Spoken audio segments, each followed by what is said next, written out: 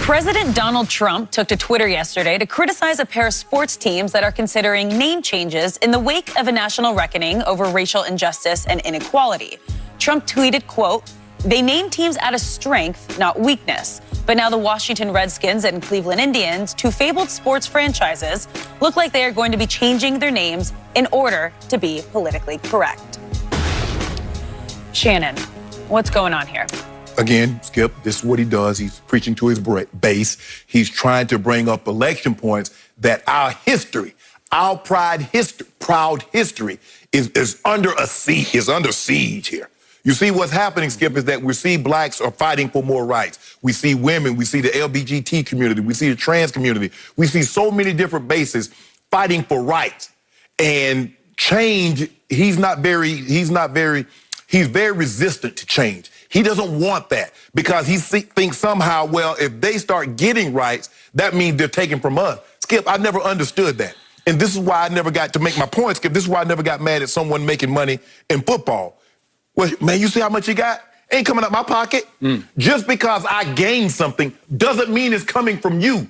And President Trump and his base feels that if blacks get more rights, if the LGBT community gets more rights, we're losing something. No, we're just getting what we should have had all along. We're not taking your freedoms. We're trying to gain more freedom.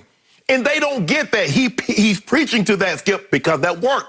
Again, Skip, I got to go back to my game plan. When all else fails, I know I got a dish that I can serve up that my base is going to love. And that is hate. That is to divide races. Skip, and normally what they do, if you look at times of crisis, you go back in the wars, and it's all about bringing the country together. That's not his approach. He said, I'm going to divide, and divide. I'm going to put my base against everybody else because I know I have their staunchest support. So this has worked well for him in the past. Why would he ever deviate from that? COVID is rampant, Skip. We're doing 50,000 cases a day. You look at Florida. You look at Texas. You look at Arizona. You look at these hot spots. Skip, even at its apex, when they shut the country down, they weren't doing numbers like this. And so this is what he does. Let me talk about these Confederate stats. Skip, come on, well, what? Yes, Skip, the Civil War happened. It is a part of our history, but it should be a part of our history that we're not proud of. And we Skip, in Germany, they're not putting up no statues of Eichmann. They're not doing that, are they? No. So why should black people? And you remember, Skip, when they started, there was 2 periods in which they did this. Reconstruction, because blacks got freedom, they got the ability to vote, and they put blacks in the Senate, they put them in the House. They was like, whoa, no, wait a minute. They started putting up these statues, putting blacks in fear. And then Jim Crow, they started popping up more. Nah, he understands well what he's doing. Is that this is what he's appealing to. I'm going to throw white meat, I'm going to throw red meat to my base. They'll eat it up.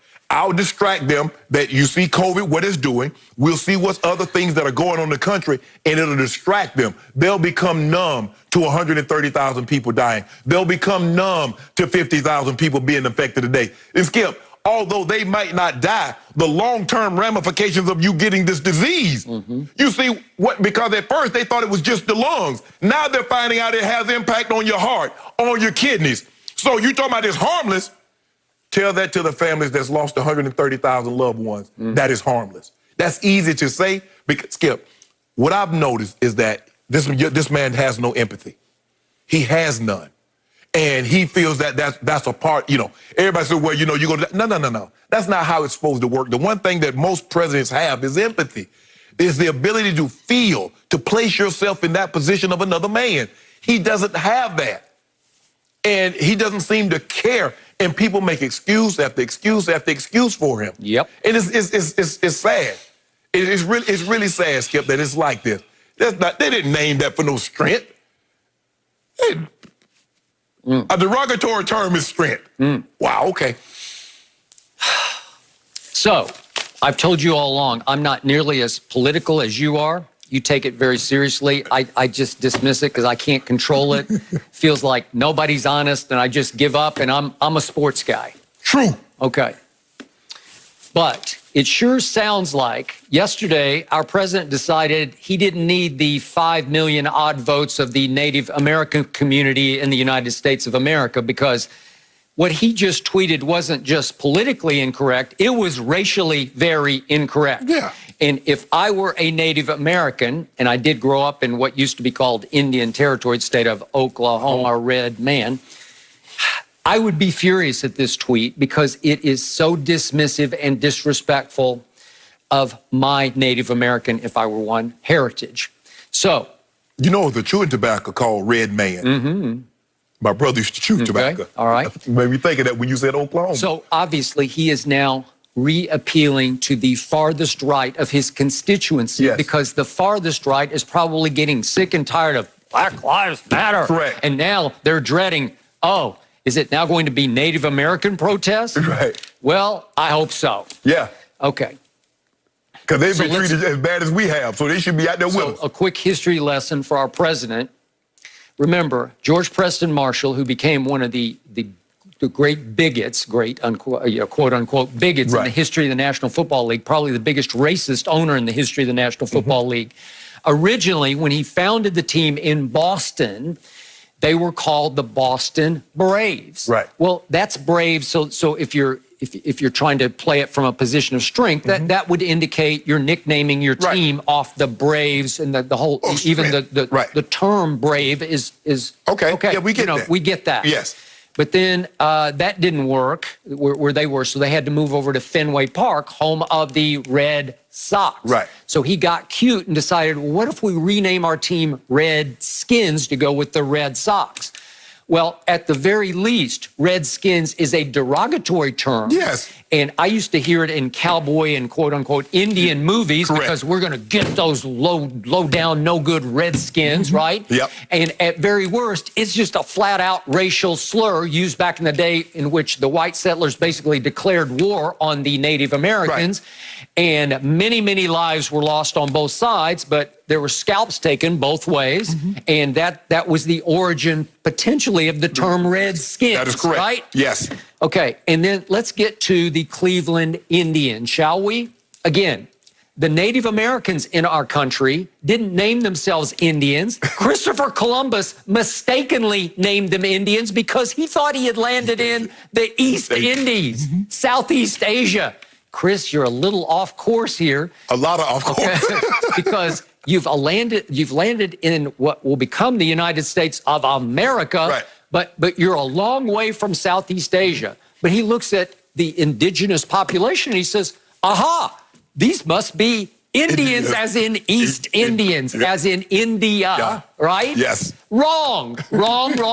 So the name Indians was not, it was forced upon the Native Americans. Right. And obviously a lot of them don't love it because they finally said, could you please call us Native Americans? Right, because this is America, we were native, so we should be called Native Americans. We were here first. Exactly. Correct? So just a little history lesson. So again, I think you lost a lot. If you had any of the votes of our Native American population, I'm afraid you lost them here. Skip, he has to appeal to what's worked for him in the past. And if you notice, Skip, anytime if it's the Russia, the Mueller investigation, no matter what it might be, he'll always go back and play that race card. He'll always... NASCAR, Bubba Wallace, that was weeks ago. Yeah. And now you just bringing this up. Got it. Ain't nobody asked you your input on Washington and the name change. Who asked you? And I must quickly comment on this because Elizabeth Warren went to my high school in Oklahoma City, and she's now the senator for the state of Massachusetts. Right. And she did exaggerate her Native American ancestry and heritage because it had her DNA test showed it. You had to go back 6 to 10 generations to find some. Right. So she eventually apologized. I think it hurt her some in the presidential nomination race, Well, I mean, I don't know how. I mean, if you lie, that's how you become president. You just lie. Well, maybe. But anyway, I think he used this. The favorite part of this tweet was Indians, like Elizabeth Warren, must be very angry right now. And I think he was just using it to poke and prod her one last time. Because he called her, Pocahontas. He did. And Pocahontas, as in foe. Yeah. Right. He just, and people love that, Skip. Yeah, I know. I mean, they love it. I got it. All right. I don't get it. I mean, I don't know, Skip, I don't know if there'll ever be another person that would be allowed to do and say what he says, hold that office. There's no way. Well, I just pray, and it might not happen but I just pray I'm around, and I want Lindsey Graham, and I want all these Republicans, and I want a Democrat, and I want him to try to run amok. And you watch how fast. You watch how fast they come to, Rand Paul, and Tim Scott, oh man. Skip, I'm sending money all over the country, Skip. Anybody that's running against Susan Collins, Lindsey Graham, Rand, I'm sending money. All right, it's time to move on because we have Reggie Bush with us next to talk about Patrick Mahomes' new deal and what it means for Dak Prescott. We'll talk about that next. That's about to get paid.